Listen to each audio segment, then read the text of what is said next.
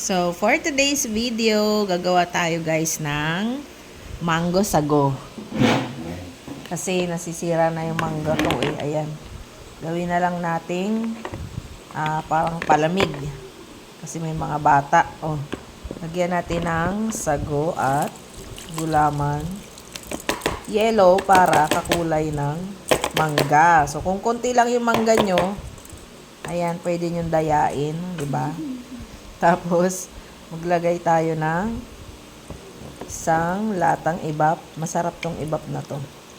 Malasa to. Favorite ko yan. Ayan. Isang malaki yan guys ha. Busin natin.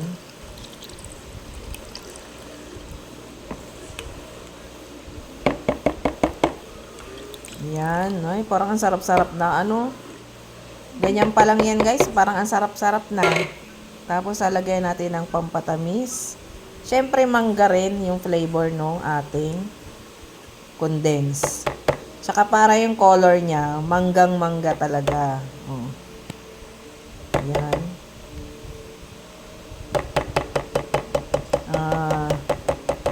Sairin natin kasi sayang. Ang mahal na ng condense. Pero nyo, no? 65 daw. Ayan. Tapos, haluin muna natin ng konti. Diba? Parang ang sarap na guys, oh. Yan. Tapos, lagay na natin yung ice. Para malamig na siya, oh. Okay na. Pwede na natin itinda to guys. Joke lang. Pwede na tayong magtinda, oh. Ganun lang kadali, guys. Ngayon, pwede nyo, kung natatamisan, pwede nyo dagdagan ng konting malamig na tubig. Ayan. Lagyan ko ng ano ba tawag nito? Ano ba tawag dito?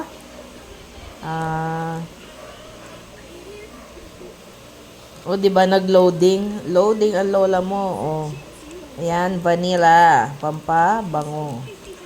Kunti lang yan. Baka kasi pumait eh. Ayan na guys. Oh, diba? Okay na. Sarap na. Oh, diba? So, yummy. Kahit malamig. Oh, ginawa ko. Kasi sayang yung mangga. Masisira na. Mamaya, pupunta yung pamangkin ko. Maglalaro sila ni Kayla tsaka ni Migs.